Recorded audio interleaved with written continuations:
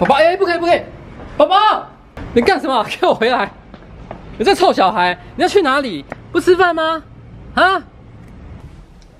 迟到，请假，离职，自行逃跑。迟到，请长假。迟到，还看 A 书。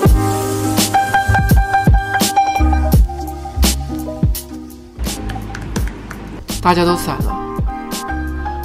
又一天过去了，今天觉得如何呢？梦想是不是又更远了呢？办公室空荡荡的，没有人在。我突然想吃冰糕，在台北市的汉州街一个隐秘的位置，有一家小小的咖啡厅所提供的手工甜点。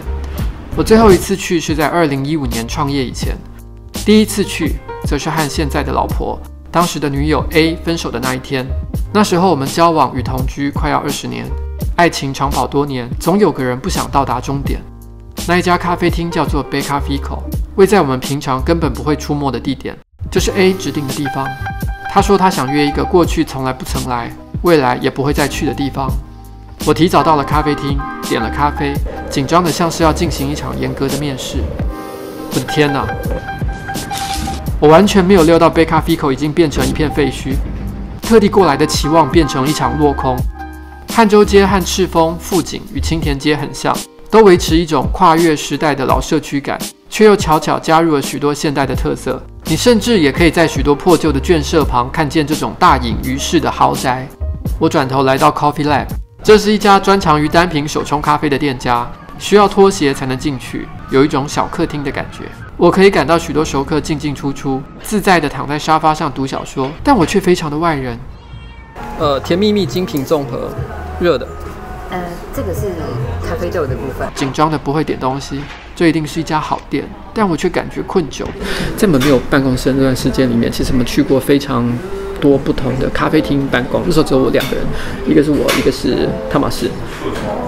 我不知道汤马士还记不记得，但是我们曾经就在这里办公过一天。咖啡很好，但我无心享用。上网搜寻Becafico的下落，却连粉丝专页都消失了。正在我感到失望，开始搜寻冰糕这个关键字时，刚刚我在咖啡厅里面查了一下，我发现 Becafico 虽然关门了，可是那个老板却在西门町开了另外一家店，就在国军英雄馆的旁边。我还记得那一天 ，A 准时到了咖啡厅，他点了红茶。他说：“告诉我全部的事情。”他说：“我知道你一直都是个好人，这一切我也有责任。”说完这句温柔的话，他就走了，留下没有喝完的红茶。A 再也没有来过 Becafico， 但我偶尔会来，因为甜点很好吃。我偶尔会和老板乌梅说几句话。将近2年没来了，我想他不会记得，更不会知道这些事情。哦，你还记得我是谁吗？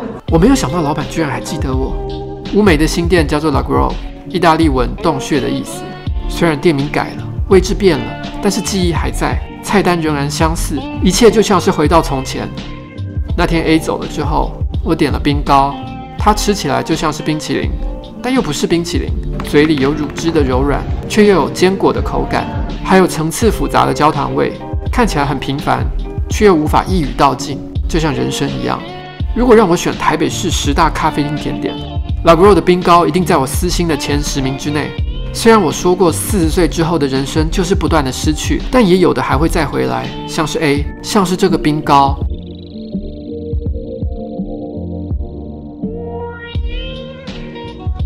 回到办公室，几个年轻人还没走，他们在看一部赌博主题的电影。因为下周我们要拍一部和德州扑克有关的影片，正在做着功课。大家都回来了。